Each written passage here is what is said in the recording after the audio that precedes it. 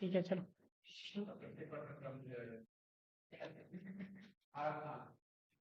कल हम लोग क्या पढ़े थे? हेडिंग डालना, sign and symptom of pneumonia.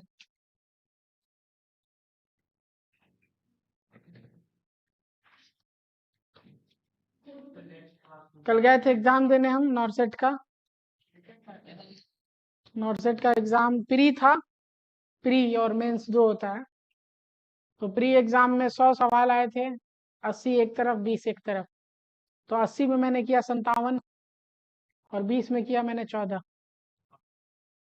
हो तो जाएगा। अब मुश्किल ये है ना, मुश्किल ये है ना कि जो तुम लोग को पढ़ाए हैं उसमें से भी सवाल थे, ठीक है। अब दिक्कत ये कि 57 इसलिए रह गया कि ओवर अटेम्प्ट करने के चक्कर में हम नेगेटिव में नहीं जाना चाहते। और इधर 14 तो कितना हुआ जोड़ के? 72 73 हो गया, 72। ठीक है 72। क्राइटेरिया जो है सिलेक्शन का वो 50% का है। चलो ठीक है बेटा, 50% का है, यानी 100 सवाल में 50 सवाल ही सही करने हैं। अगर आपकी 600 सीट है तो 600 गुना 5 इतने विद्यार्थी को बुलाया जाएगा और इनके बीच होगा मेंस। तो हमको क्राइटेरिया में ही आना था 5000 में, 6000 में, तो इसीलिए मैंने ओवर अटेम्प्ट नहीं किया। वहां जो एग्जाम दे रहा था एक लड़का मेरे बगल में, वो राजस्थान से आया था, CHO की जॉब कर रहा था, 40,000 रुपए जॉब मिली। यही तो मेरा कहना है ना, यही तो हम भी कहना चाहते हैं कि आखिर वो राजस्थान से आके 1200 लड़के बिहार में जॉब कर रहे हैं, बिहार के बच्चे जॉब क्यों नहीं ले पा रहे हैं? क्योंकि एजुकेशन सिस्टम जो है इधर का, एजुकेशन सिस्टम जो है इधर का खत्म है। कल BSc का पेपर हुआ, हम बताते हैं। अब ये जो शारिक चिल्लाता रहता है ना, ये इतना डिटेल पढ़ाते हैं, इतना डिटेल पढ़ाते हैं, सुनो। BSc का कल पेपर हुआ, पेपर इजी नहीं है, मानते हैं हम ये बात, पेपर इजी नहीं है और मॉडरेट भी नहीं है। देखो हमने उनको क्या कराया है कि पैनक्रियाज होता है, पैनक्रियाज में लैंगर-हैंस की आइसोलेट होती है, लैंगर-हैंस ऑफ आइसोलेट, इसमें सेल होता है अल्फा और बीटा। अल्फा बनाता है ग्लूकागोन और बीटा बनाता है इंसुलिन। उसने सवाल ये पूछा है कि in which of the hormone is secreted by, और ऑप्शन में दिया है पैनक्रियाज। यानी समझ रहे हो, रोहतास जिला भी नहीं पूछा, बिहार भी नहीं पूछा, भारत पूछ रहा है। तो सवाल आसान है कि मुश्किल है? सुपरफिशियल लेवल का है, नहीं नहीं सुपरफिशियल लेवल का है। पैनक्रियाज का पार्ट है लैंगर हैंस आइसलेट, उस आइसलेट में से इसको बोलते हैं माइक्रोस्कोपिक डिटेल पूछना, कि कोई सब्सटेंस के इतने अंदर चले जाओ कि वो सवाल तो अबे नहीं करेगा ऊपर से। अब इसमें सवाल लड़का बोल रहा है कि 20,000 रुपया दिए थे सेटिंग कराइए। हमरा सिर्फ 2 पोर्शन पढ़ाना था, इंडोक्राइन और नर्वस सिस्टम। नर्वस सिस्टम में से एक भी सवाल नहीं है, कोई बात नहीं। इंडोक्राइन और नर्वस सिस्टम जो हम बताए हैं एक्स्ट्रा ज्ञान, उससे 40% सवाल है। हम खुद देखे हैं कि 40 नंबर आ रहा है सिर्फ मेरे पढ़ाए हुए से। अब दिक्कत ये है कि जो लड़का ऐसा पढ़ेगा कि एग्जाम में पास करा दो, ये करा दो, वो करा दो, जब इतना इजी पेपर उन लोग से नहीं आ रहा कि हम खुद से कर पाए, चीटिंग चाहिए, तो ऐसे एग्जाम का जब एंट्रेंस लिया जाएगा किसी एग्जाम के लिए, वही परफॉर्म करेंगे। और जब वो परफॉर्म नहीं करेंगे तो बाहर वाला आके परफॉर्म। राजस्थान में सबसे ज्यादा नर्सिंग कोचिंग है और राजस्थान में नर्सिंग को लेकर सबसे ज्यादा पढ़ाई होती है। तो आपके घर के बगल की जॉब रहेगी, आपको नहीं मिलेगा, कोई बाहर जाके करेगा। और उसका ये कहना है, उस लड़के का, बड़ा अच्छा लड़का था, मैंने बात की उससे। भाई तो मेरे को लगा बिहारी है, पर बात करने में पता चला कि नहीं राजस्थान से है। उसका ये कहना है कि 45,000 सैलरी मिलती है सर हमको, और हम 5,000 दे देते हैं सेंटर वाले को, क्योंकि ड्यूटी पे जाते भी हैं ना तो कोई मोटिवेशन नहीं है। बिहार के लोगों को आप सरकारी दवा दीजिएगा तो बोलता है कि हमको सरकारी दवा नहीं चाहिए। तो इसे भी महीना में 15 दिन जाना होता है, हम 5 दिन जाते हैं और टाइम है तो पढ़ते रहते हैं, इसीलिए आए हैं नॉर्सेट देने। हम लोग यहाँ 21,000 की जॉब के लिए रो रहे हैं, क्यों? कि सिस्टम ऐसा ही नहीं है। बिहार सरकार चूतिया है या जो है, 1200 आया है, समझ रहे हो? 1200 गलत रूल नहीं है। रूल क्या? रूल तो यही है कि जो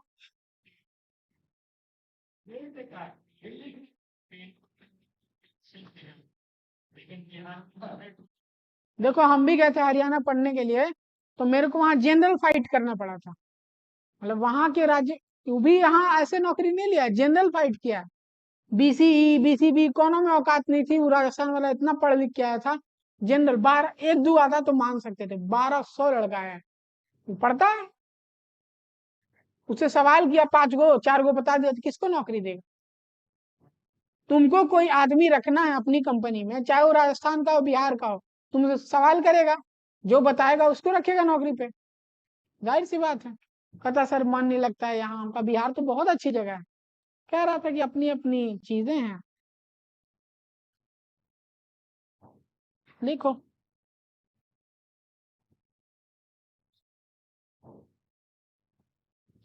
अब हमसे इतना कुछ पढ़ाने के बाद तुम उम्मीद रखोगे कि हम जाके तुम लोग को चोरी कराएंगे, तो भूल जाओ।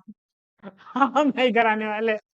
हाँ, चोरी होती है एग्जाम में, जाके सिर्फ हिंट दिया जाता है, पर्चा नहीं धरा दिया जाता है कि लो लिखो।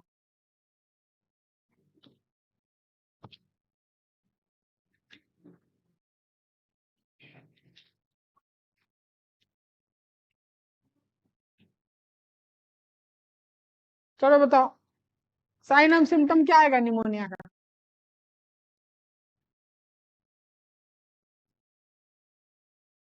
पहला लिखना, फीवर जो बात का है वो है, इन्फेक्शन है, तो लिखना हाई ग्रेड फीवर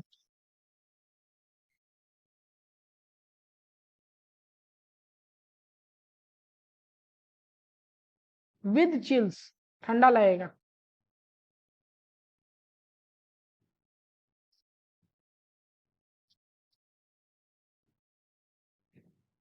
दूसरा ध्यान देना कि लंग्स में क्या है, पानी का भरना निमोनिया है। लंग्स में पानी का भर जाना क्या है? निमोनिया है। तो पानी बाहर आएगा, आएगा तो स्पूटम आएगा। दूसरा लिखो स्पूटम।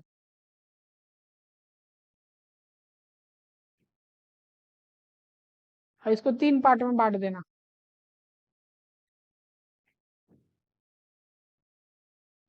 हाँ, मेरा बोर्ड तिरछा है क्या? तो तिरछा जा रहा है। पहला देखना, अगर स्पूटम रस की आए, RUSKY, किधर गया यार, ये तो वाइट मिलता भी नहीं है।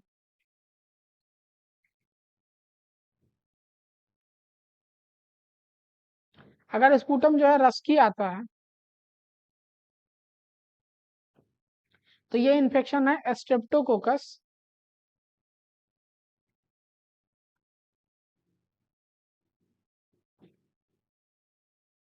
निमोनियाई का।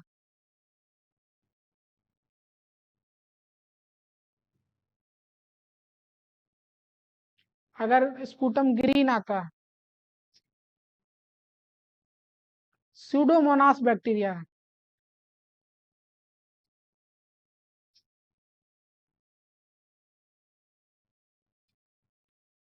अगर स्पूटम रेड आता है, करेंट आता है,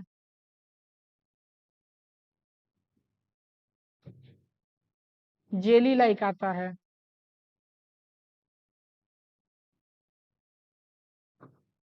क्लेप्सेला बैक्टीरिया का इन्फेक्शन।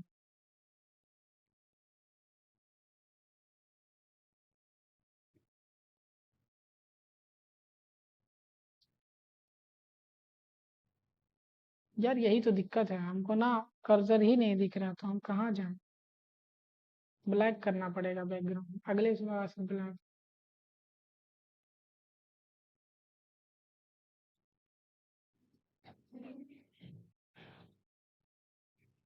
नहीं दिख रहा था यार, ये जो चल रहा है ना बीच में, यही नहीं दिख रहा।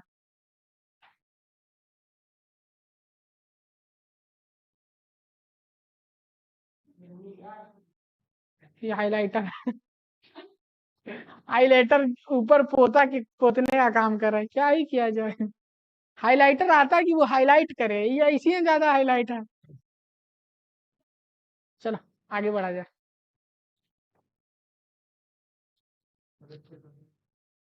क्लैप्सेला बैक्टीरिया बैक्टीरिया का नाम है भाई,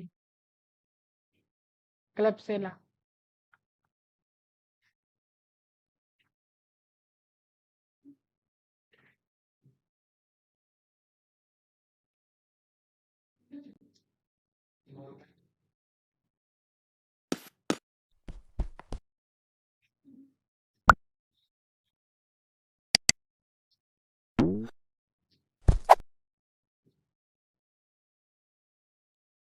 लगता है आज मेरा शॉर्ट की भी काम नहीं कर रहा।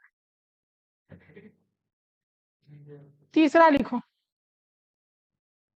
क्या इन्फेक्शन है तो ब्लड में खून आएगा, सॉरी स्पूटम में खून आएगा, उसको क्या बोलते हैं मेडिकल टर्म में?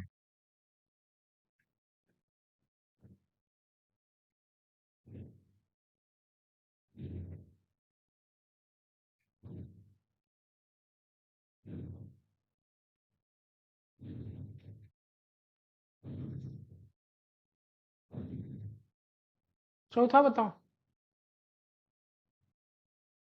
ये अब तक तो तुम लोग को बताना चाहिए था यार। चौथा बताओ।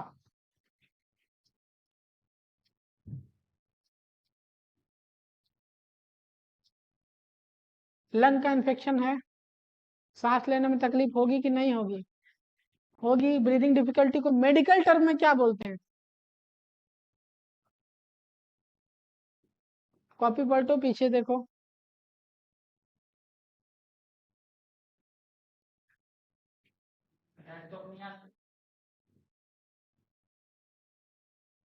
डिस्पनिया की वजह से टैकीपीनिया भी होगा।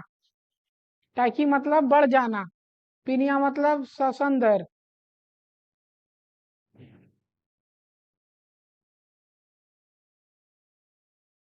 क्योंकि सांस लेने में तकलीफ हो रही है, लंग्स का इन्फेक्शन हुआ है तो हाइपोक्सिया हो जाएगा।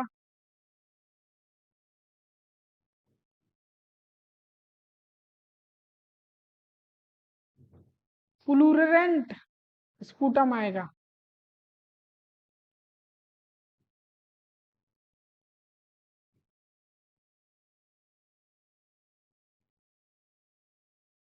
ऑक्सीजन कम है, ऑक्सीजन कम से विजिबल साइन हो जाता है, साइनोसिस का, cyanosis. Bluish discoloration of skin.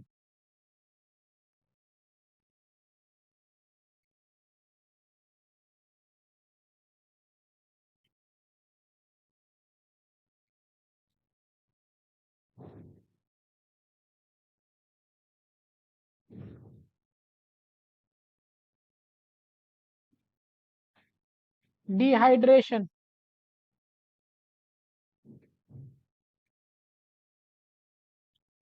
सारा पानी फेफड़े में चला जा रहा है तो बॉडी में पानी बचेगा ही नहीं।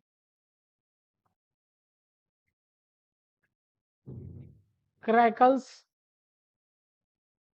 And rhonchi sound.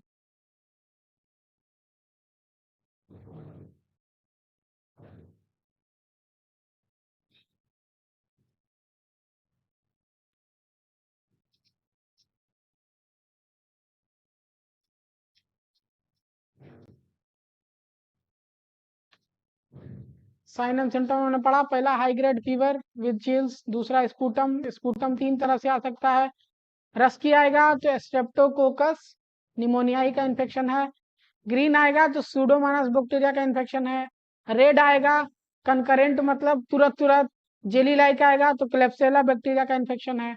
तीसरा हमने पढ़ा था हेमाप्टाइसिस, ब्लडिंग इन स्पूटम, खून की उल्टी होना। उल्टी होना तो हेमाप्टाइसिस हो जाएगा, वो उल्टी अलग है, वोमिटिंग। हिमोप्टाइसिस आएगा, ब्लड इन स्पूटम।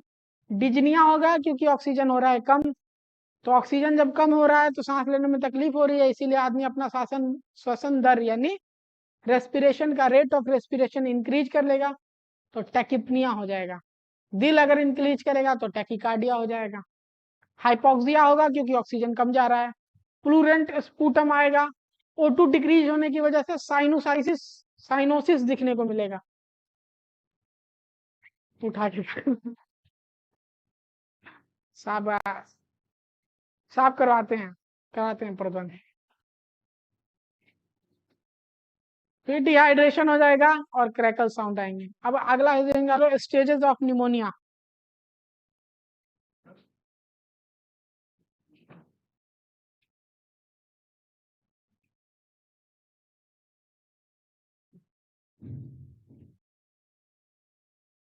पहला लिखना कंजेशन,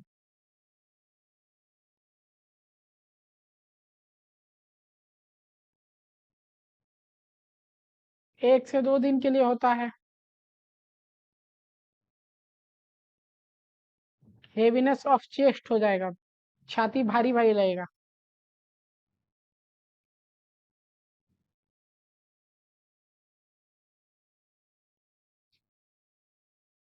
लंग्स में फ्लूइड चला जाएगा।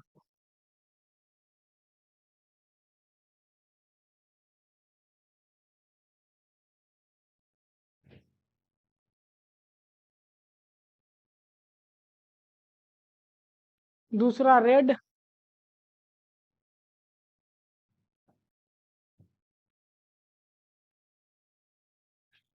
हेपेटाइजेशन स्टेज का नाम है।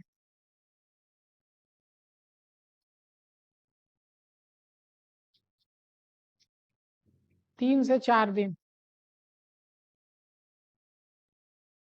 पहला दूसरा दिन यहाँ इस स्टेज में था, तीसरा चौथा दिन इस स्टेज में होगा।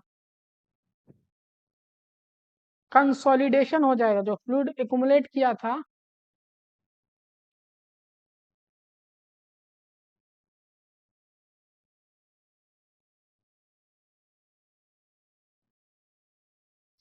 वो जम जाएगा। लंग्स का जो कलर है वो लीवर लाइक हो जाएगा, liver like red lobes of lungs.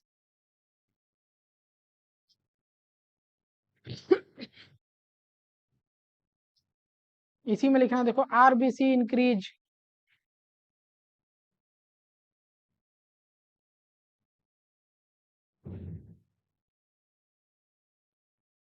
RBC increase करेगा तो न्यूट्रोफिल, क्योंकि इन्फेक्शन प्रोमिनेंट स्टेज में पहुंच चुका है, न्यूट्रोफिल्स एक्टिवेट हो जाएंगे, क्योंकि उनको डिफेंस मैकेनिज्म करवाना है अगर इंसान को बचाना है तो। न्यूट्रोफिल्स वो भी इंक्रीज कर जाएंगे। पहला ये था, दूसरा ये था, तीसरा ये था, चौथा ये था, पांचवा ये था।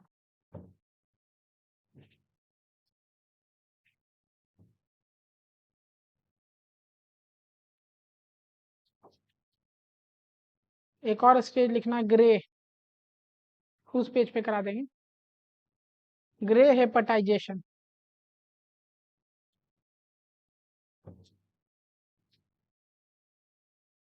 पहला स्टेज में कंजशन हो रहा था, यानी जकड़न, छाती जकड़ जा रही थी।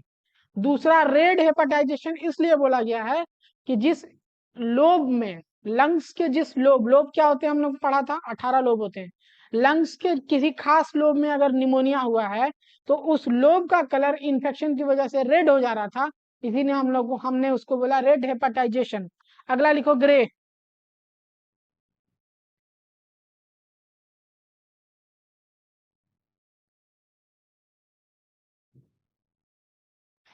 3 से 4 वहां गया था, ये 5 से 6, इन्फेक्शन का 5 से 6 दिन है। जिंदगी ग्रे कलर का हो जाएगा, लंग का लोब। क्या है? लंग्स।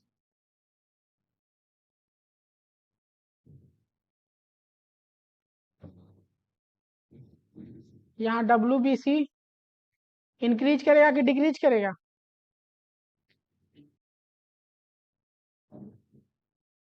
आरबीसी रप्चर होने लगेगा, आरबीसी की बस की बात नहीं रही अब।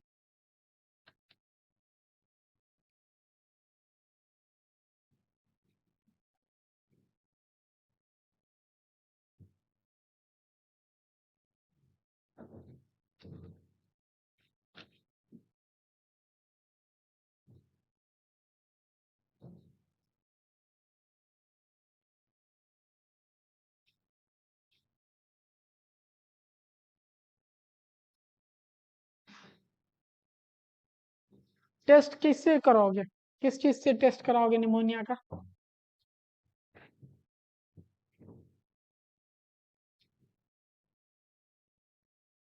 पहला तो हर रेस्पिरेटरी डिजीज में जो हम कराते हैं, स्पूटम कल्चर कराओ।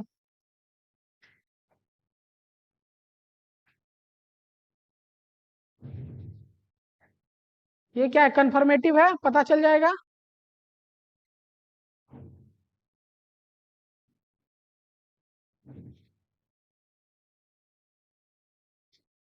दूसरा क्या? एक्सरे, शाबाश। तीसरा टेस्ट CURB 65।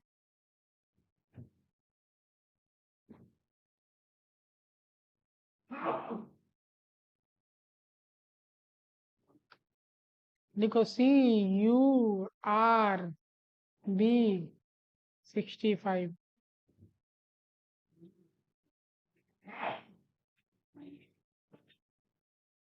ठीक है।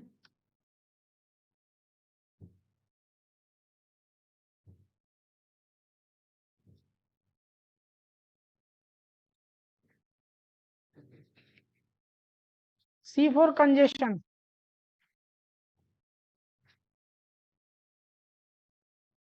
BUN से बन, R से रेस्पिरेशन रेट, और BP से BP increase.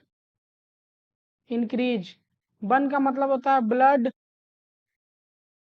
Urea, nitrogen. Congestion का मतलब हिंदी में लिख देते हैं जकड़न। जकड़न है, ब्लड यूरिया नाइट्रोजन बढ़ा हुआ है, 8 मोल/लीटर से ज्यादा है, रेस्पिरेशन रेट बढ़ा हुआ है, बीपी बढ़ा हुआ है, और एज जो है पेशेंट की 65 से ज्यादा हो रही है, तो ये एक साइन है किसका? निमोनिया का।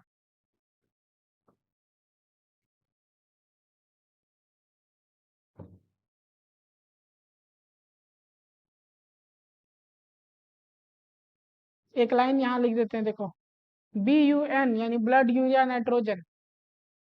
ठीक है, BUN ब्लड यूरिया नाइट्रोजन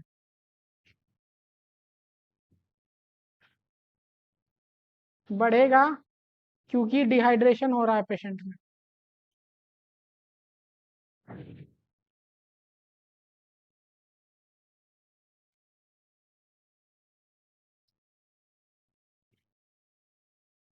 कर्ब 65 का मतलब C4 congestion, U for urea बढ़ा हुआ मिलेगा, R से रिस्पिरेशन रेट बढ़ा हुआ मिलेगा, BP बढ़ा हुआ मिलेगा, और पेशेंट की उम्र अगर 65 वर्ष से ज्यादा है तो ये पॉजिटिव निमोनिया के साइंस हैं।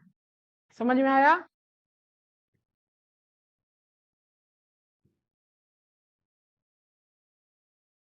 हो गया।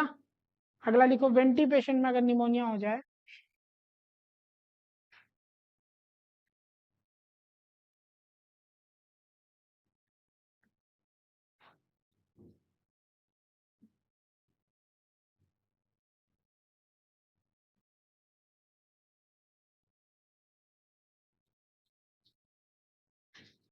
वेंटी पेशेंट में अगर निमोनिया हो जाए तो इसी निमोनिया को हम लोग क्या बोलते थे? वैप। वैप का मतलब क्या था? वेंटिलेटर ए से एसोसिएटेड निमोनिया।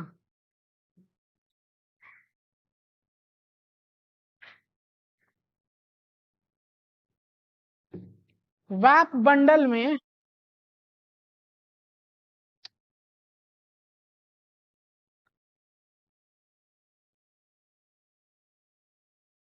5 केयर आते हैं। अगर ये 5 केयर दिए गए टू प्रिवेंट निमोनिया, 5 केयर में पहला लिखना, एलिवेट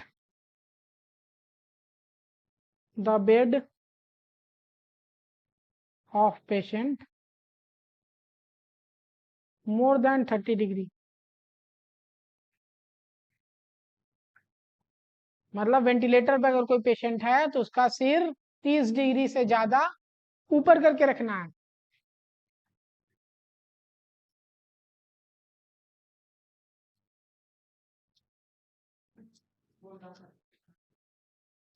तीस डिग्री से ज्यादा है ना। सवाल ये पूछा था, in which of the following is not incorrect about VAP. पहला ऑप्शन था कि patient elevate bed less than 30 degree. अब 30 डिग्री 30 डिग्री तो ठीक है, तो लेस देन मोर देन देखना था ना। लेस देन 30 डिग्री रखोगे ये गलत है, हो जाएगा उसको। मोर देन 30 डिग्री रखना है हमेशा। आगे दूसरा, टाइमली सक्शनिंग करनी है।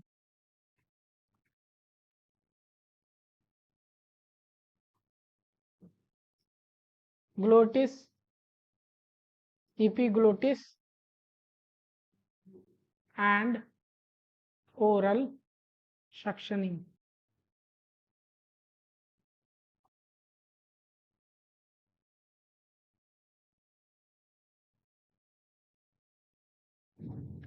डीवीटी प्रोफाइलेक्सिस करना है।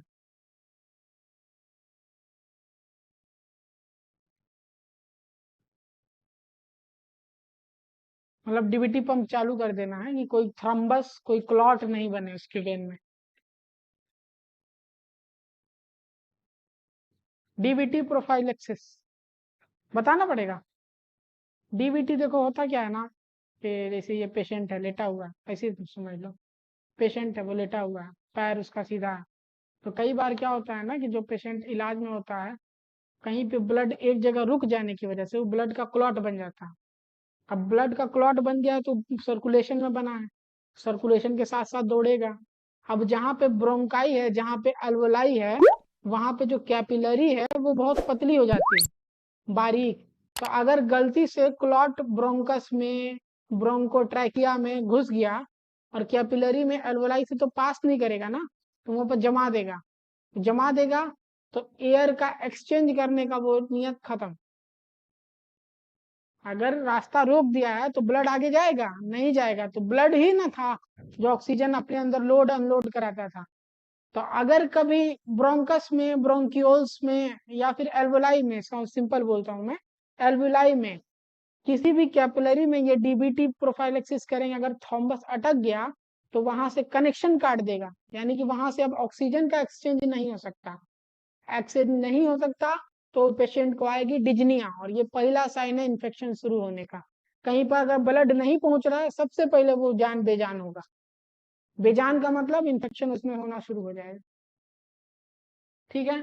चौथा है कि हम, आपने देखा होगा पेशेंट आईसीयू में तो आप लोग सब काम करते हो, चाहे उसको रोग रहे या ना रहे, एक इंजेक्शन हम लोग सुबह सुबह लगाते हैं जिसका नाम है पैंटॉप। तो पैंटॉप लगाते हैं पेप्टिक अल्सर को रोकने के लिए। तो लिखो ये peptic ulcer prophylaxis.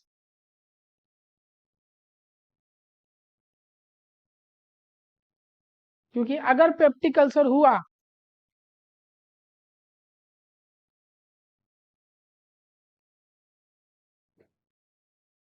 Peptic ulcer can cause pneumonia, इसीलिए पेप्टिक अल्सर ना हो पेशेंट को पैन 40 हम लगा रहे हैं, चाहे उसको पेट से रिलेटेड दिक्कत है चाहे नहीं।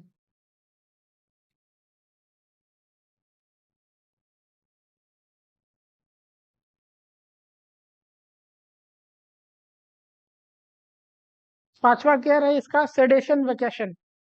मतलब सीडेटिव जो चला रहे हो बेहोश रखने के लिए उसको, कभी कभी उसको ऑफ कर देना थोड़े टाइम के लिए।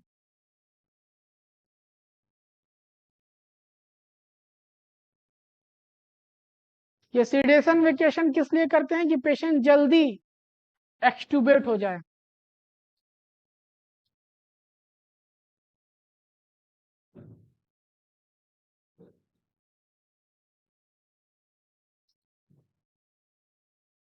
सीडेटिव जो चला रहे हैं उसको कभी कभी ऑफ कर देंगे कि देखेंगे कि रिस्पॉन्स कर रहा है कि नहीं। रिस्पॉन्स करेगा तो फिर सीडेटिव ऑन करेगा। बीच बीच में सीडेटिव, सीडेशन को, मतलब जो सीडेटिव तुम चला रहे हो उसको छुट्टी पे भेजना होता है। क्यों? क्योंकि इससे पेशेंट जल्दी एक्सट्यूबेट होगा तो जितना जल्दी एक्सट्रूवर्ट होगा वेंटिलेटर उतना कम देर कनेक्ट रहेगा, इसका मतलब वैप का उतना मिनिमम चांस है। 5 केयर समझ में आ गया बात के? आईसीएस क्लास सी में जब central line associated blood infection, जब हम लोग सीवीपी पढ़ रहे होंगे, कार्डियोवास्कुलर सिस्टम, उससे रिलेटेड डिजीज, तो वहां बता दिया जाएगा, नहीं तो आईसीयू की अलग से क्लास होगी उसमें बता दिया जाएगा। अब लिख लो वैक्सीन क्या दोगे निमोनिया वाले को, ट्रीटमेंट।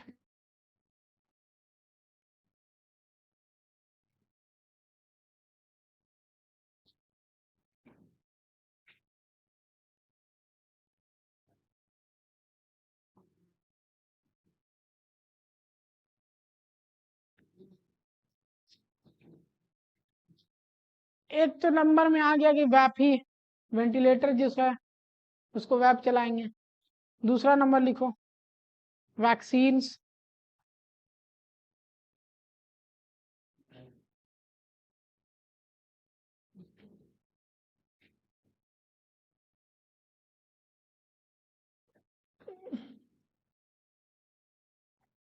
वैक्सीन का नाम है पीसीवी, न्यूमोकोकल वैक्सीन।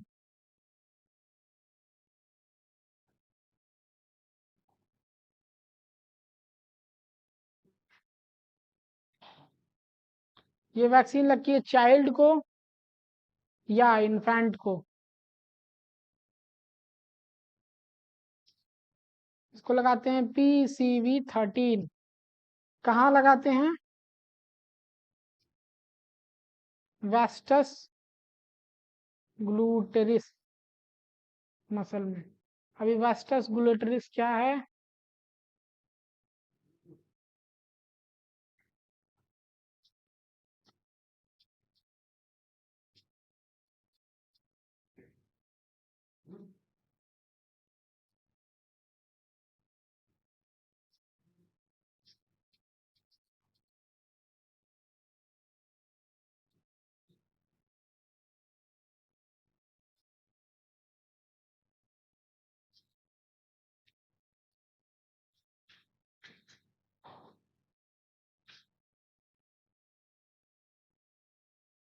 पीसीवी नाम है वैक्सीन का, न्यूमोकोकल वैक्सीन बोलते हैं इसको। और इसको लगाते हैं चाइल्ड में अलग जगह, एडल्ट में अलग जगह। चाइल्ड में अलग नाम है, एडल्ट में अलग नाम है। जाहिर सी बात है चाइल्ड में डोज को कम करके देंगे क्योंकि इम्यूनिटी हो जाए, इम्यूनिटी डेवलप हो जाए। और एडल्ट में हम डोज को ज्यादा करके देंगे क्या कि इम्यूनिटी डेवलप हो जाए। आगे लिखो। यही दवा जब एडल्ट में लगाएंगे तो उसको बोलेंगे PCV23। और इसको लगाएंगे कहाँ? डेल्टोइड मसल में, पता है डेल्टोइड मसल कौन सा होता है?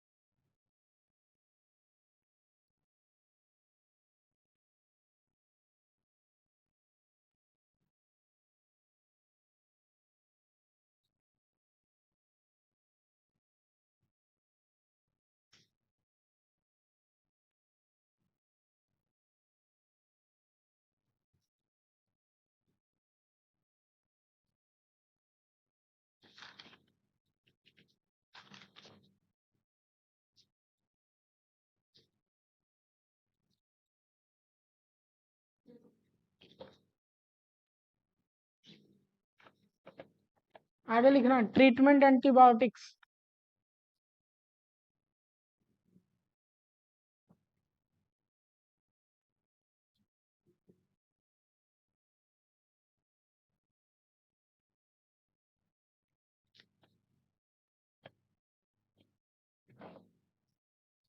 इन्फेंट में DOC, drug of choice, benzyl penicillin.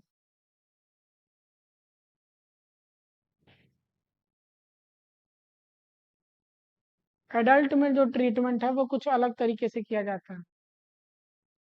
एक होता है monotherapy,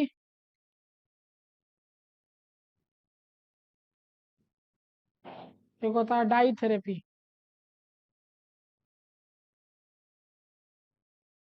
use only one antibiotic.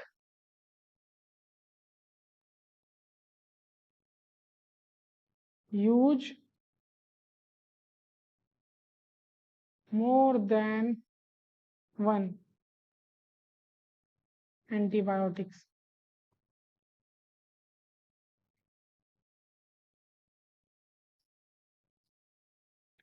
इसमें रहेगा एक एंटीबायोटिक और इसमें कितना रहेगा, दो एंटीबायोटिक।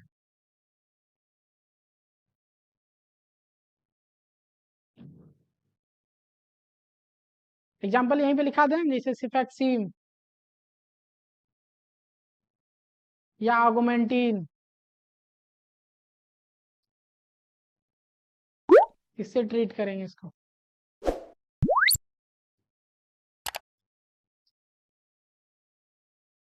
इसमें देखो टैजेक्ट प्लस पिपरासिलिन।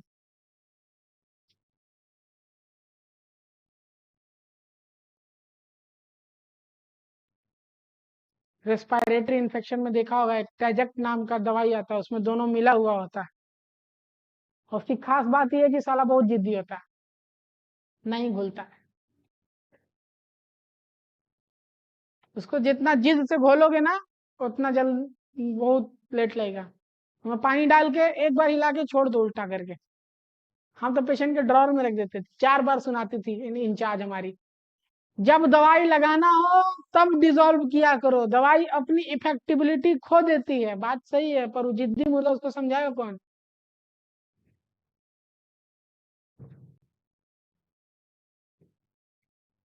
देखो एंटीबायोटिक्स हो गया, समझ में आ गया। ड्रग ऑफ चॉइस इन्फेंट में देते हैं बेंजाइल पेनिसिलिन, एडल्ट में ट्रीटमेंट दो तरीके से चलता है, एक चलता है मोनोथेरेपी, एक चलता है डाइथेरेपी। मोनोथेरेपी में एक एंटीबायोटिक दोगे, डाइथेरेपी में दो एंटीबायोटिक दोगे, ठीक है। इसके अलावा हम लोग करते हैं एंटीवायरल थेरेपी की, तो ये एंटीबायोटिक्स। अब लिखो 2 नंबर देके ट्रीटमेंट में। पहला था एंटीबायोटिक देना है, दूसरा लिखा एंटीवायरल। एंटीवायरल में कौन सी ड्रग दोगे।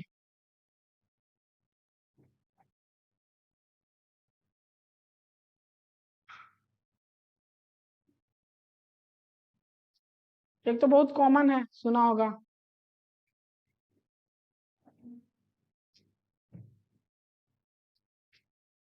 Time flu.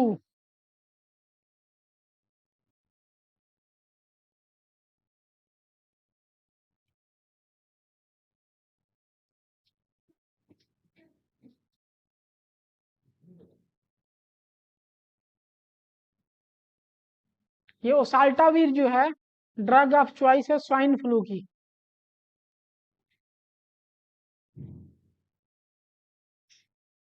मुर्गे वाली बीमारी। तीसरा देंगे एंटी फंगल।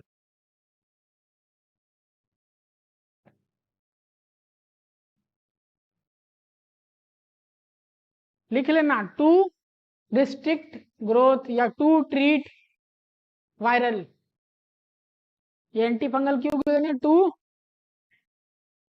ना, टू इनहिबिट या किल रबर क्या आ गया,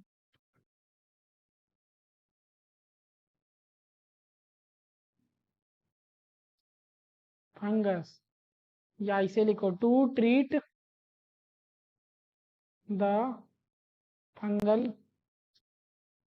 इन्फेक्शन।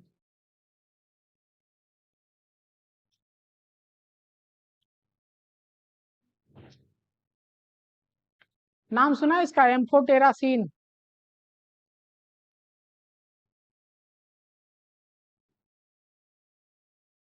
इसका दामो सुन लो।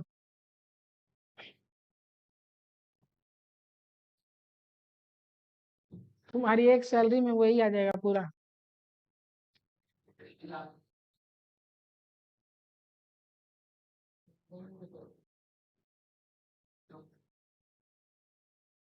कैप्सोफंजीन, ये आता है इंजेक्शन फॉर्म में, ये आता है टैबलेट फॉर्म में।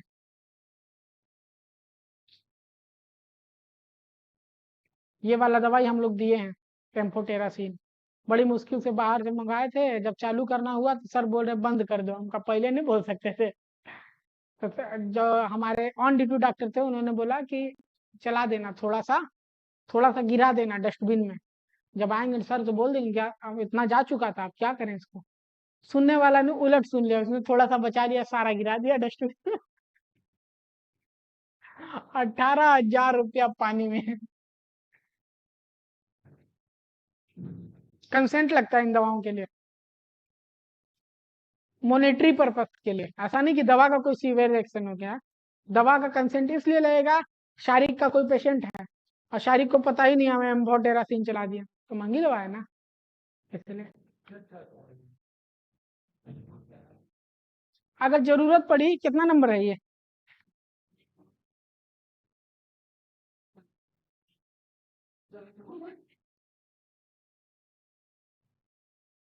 हाँ, 4 नंबर।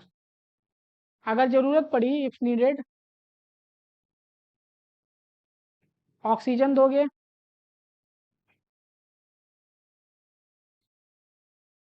अगर जरूरत पड़ी तो ऑक्सीजन के साथ सी पैप भी दोगे। और फिर भी जरूरत पड़ी, इफ नीडेड, तो क्या करोगे लास्ट स्टेज?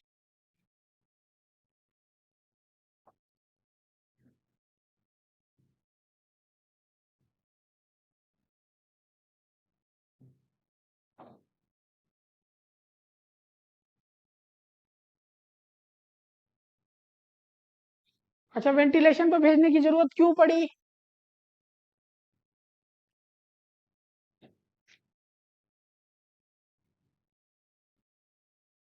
5वां तो सिंपल सा, तुम लोग भी ले लेगा, बुखार हो रहा था, पहला साइन एंड सिम्टम में दिखाए थे, high grade fever with chills, तो एंटीपायरेटिक दे दो इसको।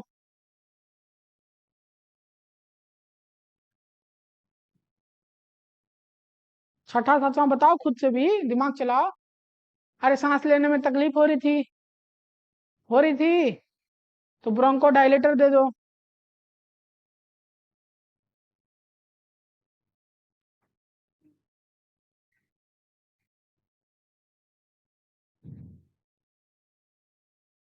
ब्रोंको डायलेटर में लिखना साल्बुटामोल।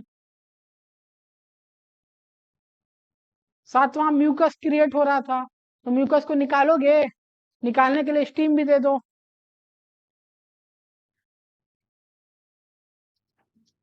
और आठवां देखो ऊपर लिख दे रहे हैं, जगह नहीं है तो, म्यूकस को निकालने के लिए चेस्ट फिजियोथेरेपी भी कर दो।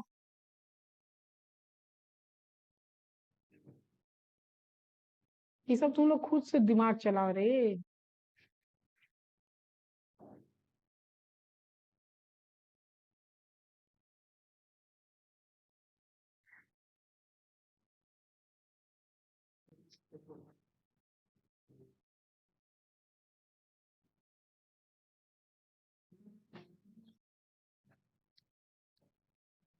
एंटीबायोटिक में बता चुका हूं मैं, एंटीवायरल थेरेपी में तीनों दवा हो गई, एंटी फंगल में एम्फोटेरासिन या कैप्सुफंजीन देना है।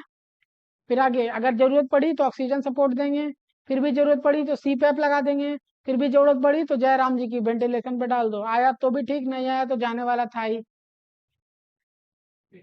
ठीक है। पांचवा में एंटीपायरेटिक दे दिया, छठा में ब्रोंको डायलेटर दे दिया, स्टीम दे दिया, चेस्ट फिजियोथेरेपी कर दिया। आगे लिखो नर्सिंग रोल क्या करोगे।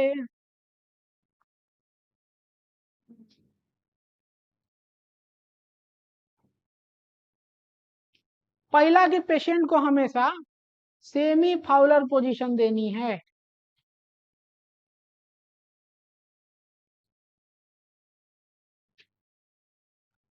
या इसको ब्रैकेट में कर दो, मोर देन 30 डिग्री लिखवाए थे, मोर देन 30 डिग्री। ये क्यों? क्योंकि उसको डिस्पिनिया है।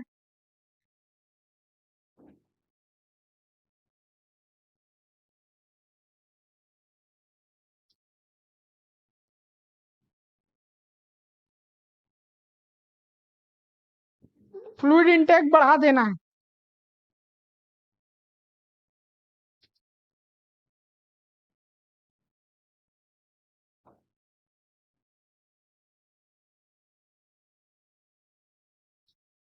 3 लीटर पर डे। ये किस लिए कर रहे हैं हम? क्योंकि पेशेंट को क्या हो रहा है? डिहाइड्रेशन।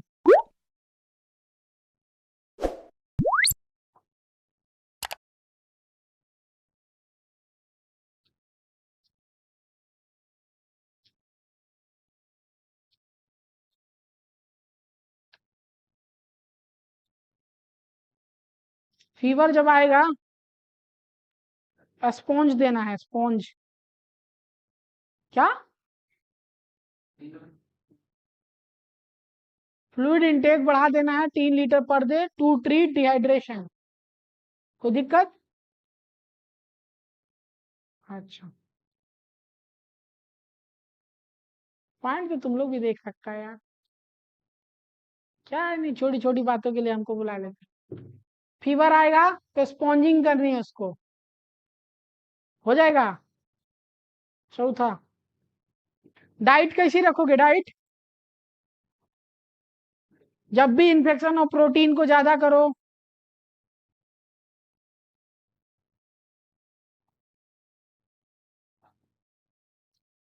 स्पेलिंग है, मेरी गलती हो जाती है।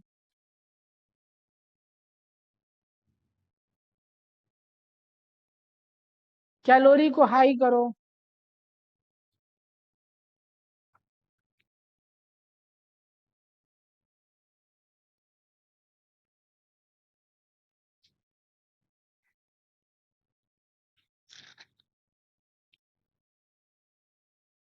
आगे लिखो, कॉम्प्लिकेशन ऑफ निमोनिया। हो गया, बस 4 लाइन है इसका। 4 लाइन है बस।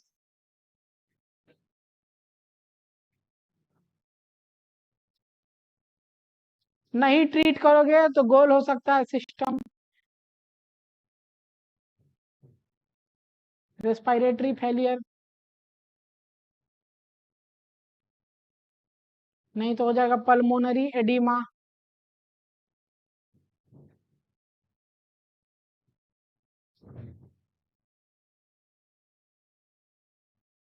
COR पढ़ा था, कोर पल्मोनरी।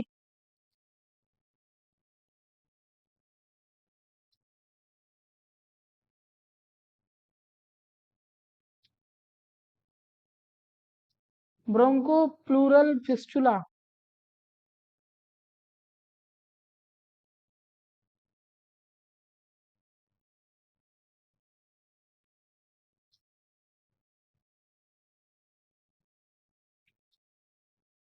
ये देखो फिस्टुला है, तो फिस्टुला बिटवीन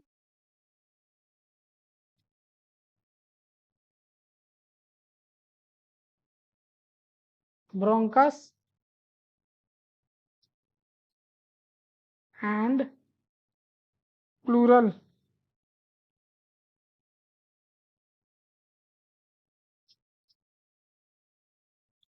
ये फिस्टुला से क्या होगा? इट कॉज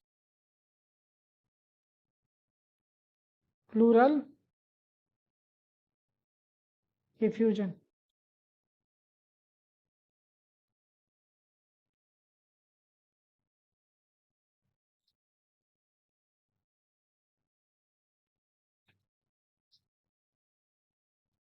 निमोनिया हो गया खत्म। कल हम लोग पढ़ेंगे अस्थमा।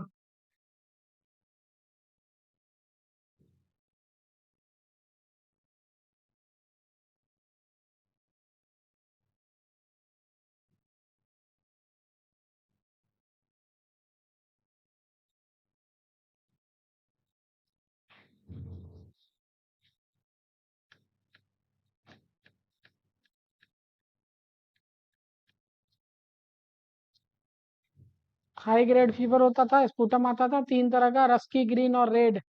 रस्की है तो स्ट्रेप्टोकोकस निमोनिया, ग्रीन है तो सुडोमोनास, और रेड है तो क्लेप्सेला बैक्टीरिया का इन्फेक्शन है। खून में स्पुटम आता था, डिजनिया होता था, डिजना की वजह से टैकिपनिया भी होता था, हाइपोक्सिया होता था क्योंकि ऑक्सीजन कम हो रहा है उसकी वजह से साइनोसिस भी देखने को मिलता था। प्लूरेंट स्पुटम आएगा, डिहाइड्रेशन हो जाएगा, क्रैकल और रोंकिक साउंड सुनाई देगा। स्टेज में पढ़ा हमने 3 स्टेज, पहला जकड़न, दूसरा लाल हो जाना और दूसरा था ग्रे हो जाना। डायग्नोस्टिक टेस्ट में हमने पढ़ा कि स्पूटम कल्चर कराएंगे, ये कंफर्मेटिव टेस्ट होगा। उसके बाद हम लोग पढ़ा कि एक्सरे करा सकते हैं। फिर एक टेस्ट है कर्व 65, सी से कंजेशन, यू से यूरिया लेवल, इसको बोलते थे BUN, blood urea nitrogen. R से रेस्पिरेशन रेट बढ़ जाएगी, बीपी बढ़ जाएगी। अगर उम्र 65 साल से ज्यादा हो तो पॉजिटिव साइन है निमोनिया का। वेंटी पेशेंट को अगर निमोनिया हो जाए तो इसको हम लोग बोलते थे वैप, वेंटिलेटर एसोसिएटेड निमोनिया। इसके 5 केयर बंडल हैं जिससे ये निमोनिया हटाया जा सकता है। पहला है पेशेंट का जो मुंडी है सेमी फाउलर पोजीशन में डाल दो। दूसरा है टाइमली ग्लोटिस और सब ग्लोटिस ओरल सक्शनिंग करना है, क्योंकि ये जो सक्शनिंग मटेरियल है ये ब्रोंकस के सहारे नीचे जाके बैठ सकता है, तो टाइम टू टाइम निकाल दो। तीसरा है DBT प्रोफाइलेक्सिस करना है। चौथा पेप्टिक अल्सर से बचाना है। पांचवा सेडेशन वेकेशन भेजना है। ट्रीटमेंट के नाम पे पहला वैप था, दूसरा एंटीबायोटिक्स देते थे। पहला तो वैक्सीन है PCV और PCV, दोनों का नाम PCV है, बच्चा में अलग एडल्ट में अलग। ट्रीटमेंट के नाम पे बैक्टीरिया के लिए एंटीबायोटिक देते थे। ड्रग ऑफ चॉइस पूछ दे इन्फेंट में तो बेंजाइल पेनिसिलिन। एडल्ट में 2 तरीके से ड्रग चलती थी, मोनोथेरेपी डाइथेरेपी। मोनोथेरेपी में 1 एंटीबायोटिक, डाइथेरेपी में 2 एंटीबायोटिक। एंटीवायरल में एसाइक्लोविर, टाइमफ्लू और ऑक्टालवीर दवाई दे देते। ऑक्टालवीर दवाई के बारे में खास बात यह है कि स्वाइन फ्लू की ड्रग ऑफ चॉइस है। एंटी फंगल में एम्फोटेरासिन लगा दो, कैस्पोनफंजीन लगा दो। दाम वाला मिटा देते हैं, क्या हम दाम बताते फिरते हैं हर चीज का।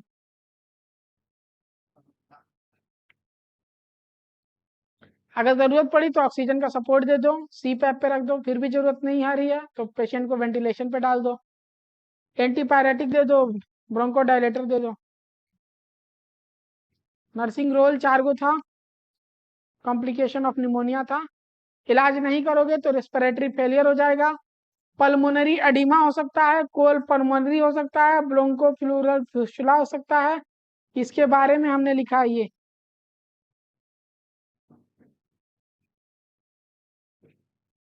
आज हो गया निमोनिया खत्म, मेरे पास भी ताकत नहीं बची है कि मैं अस्थमा पढ़ाऊं थोड़ा बहुत, तो कल पढ़ेंगे हम लोग अस्थमा।